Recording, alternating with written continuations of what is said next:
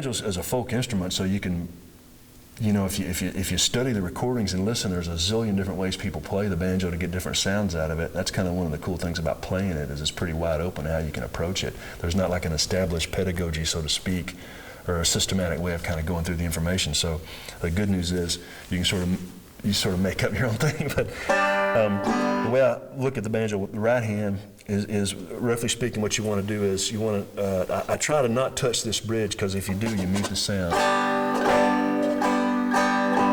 It's actually kind of a cool sound, but I try to, when I'm playing it, I try to not not touch this bridge, because it'll dampen it. So I put my little and ring finger just right in front of it there like that, and I don't push down on the head too hard either. Basically speaking, with all your hand motions on the banjo, you don't want to wrench it, because you'll pull it out of tune.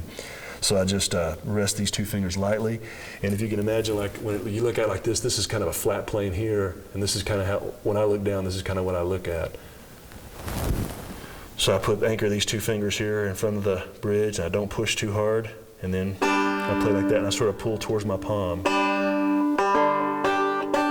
And generally speaking, the thumb is going to play the fifth string and fourth string, and then the index finger can play, and the middle finger can play these other three strings. But you know, that's kind of, you got to use all your fingers on all the strings eventually. But that's how the right hand goes.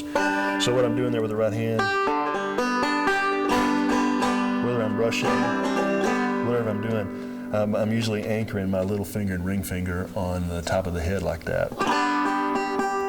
Now, a really good pattern to learn on the banjo is, they call them rolls, which is, that's kind of a banjo-specific term. It's not really a technical musical term. It's just a banjo-esque term, so to speak. But rolls are like these little right-hand patterns that you can learn that are one measure or one bar long. And it's like a systematic way of getting your fingers moving on the banjo and getting some music out of the banjo. So like a really simple one to learn, it's like, to me, the main one to learn, I'll just give you the string numbers for it. But it's, the numbers are 5, 3, 1, 5, 3, 1, 5, 3. So you do two of these.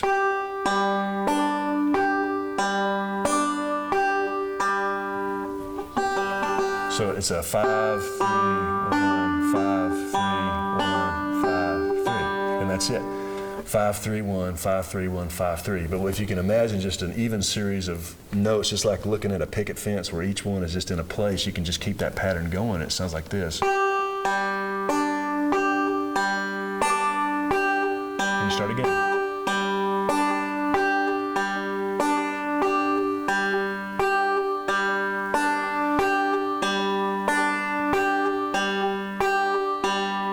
Trying to make them as even as I can, trying to give each note the same time value and also the same dynamic. I'm trying to play them the same level also. But that's really a person could spend several weeks just playing that and just kind of getting used to how that feels on the banjo. Because roughly speaking, that's kind of what you're doing. You play melodies with the left hand and you keep that roll going just to kind of keep the space going and to fill in the gaps with the right hand. So we'll talk about that some more in a sec. But that's kind of what I'm looking for on the right hand. Now that roll is what's basically referred to as the forward roll. And if you look, as I said, the pedagogy of the banjo isn't like totally established. So if you look in various books, the fingering of that and the strings of that can be configured in different ways depending on what method you're looking at. But generally speaking, forward on the banjo refers to a motion that's thumb, index, middle, going that way, forward on the banjo. And that's kind of like the kind of sound that's sort of associated with like the driving kind of banjo, like Earl Scruggs and Ralph Stanley, the way they play. Yeah.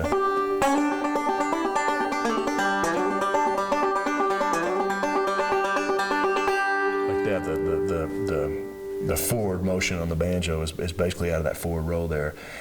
So the interesting thing about that roll, a couple of points is, one is it's exactly one bar long. I'm thinking about it in terms of being 4/4 time, and those are eighth notes, but it could also be sort of represented in 2/4 time, and those being sixteenths either way. But basically, you get 8 notes in a measure of music. And the interesting thing about that roll is number one, it's asymmetrical. You have 3 notes and then 3 notes and then just 2 there. So it's a little bit lumpy. It's not like 4 notes and then the exact same 4 notes again. It's asymmetrical. The other thing interesting about that roll is that before you do anything at all, you hit the 5th string.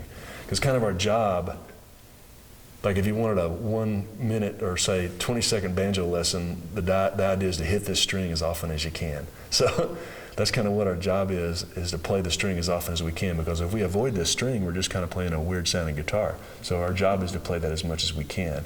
And that roll, before we do anything, we start on the 5th string. Another thing about that roll, interesting, is it allows you to hit the 5th string 3 times in a bar. A lot of the rolls that you get out of books will sort of work the 5th string in as an afterthought, but you don't get to hit the 5th string that much. You know, in this roll,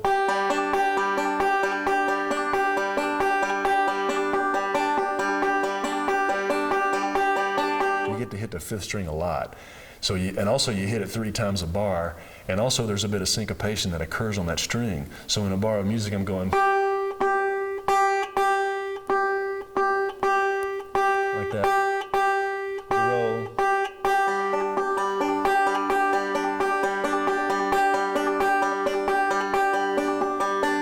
Syncopation off that 5th string.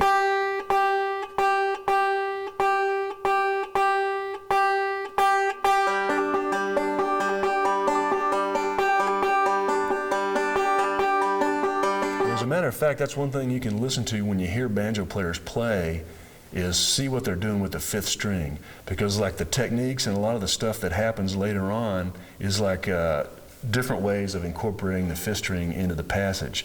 So it's really fun to listen to guys play to see how they use that string. Because if you hear, like, say, the way a clawhammer banjo might play a song, the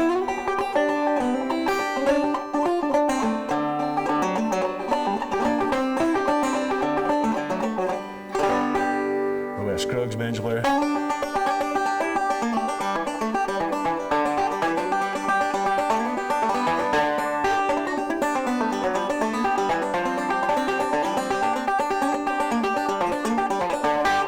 when I hear banjo music, I'm always kind of listening to what that 5th string is doing. And it's really fun to listen because you can sort of dial in on that string, then you can kind of check out the melody and the rhythm and see what else is happening, and then come back to that string. It's kind of a rich listening experience, because you always got sort of this sort of weird sort of parameter of A and B. You got the string and the not string, you know, and it's fun to listen to banjo music in that way. But so going back to that roll there, like a really good little practice tool, if you have a metronome, what you want to do is I like to set it for 60 beats a minute, which is just the same way that like a clock would tick, 60 beats a minute.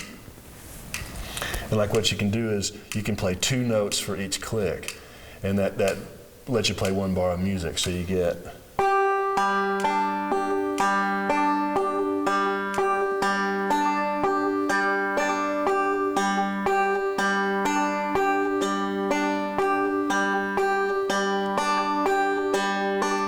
metronome, you can use the second hand of a clock,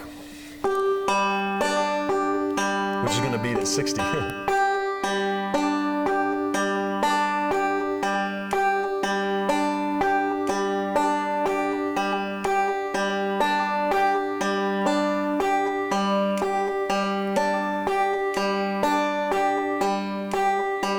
And there again, all I'm doing is 5-3-1, 5-3-1, 5-3, 5-3-1, 5-3-1, 5-3, over and over. And a really good practice, like when I was learning to play when I was a kid, I'd sit there and just, when I was watching TV or whatever I was doing, I would just try to get that roll going. I could read a comic book, I could sit on the porch, I could just try to get that roll happening. Because the long-term goal is to be able to keep the right hand going in a pattern and be able to play with the left hand and not really pay attention to what's happening with the right hand, just keep it going. And that's kind of a cool place to get, because it's like your brain just kind of shuts off, and it's kind of a neat place where you can get to there, but it takes a lot of practice and repetition of that roll to get it. But anyway, the metronome is a really good thing to practice with, because it teaches you to be really even. Otherwise, we can sound like this.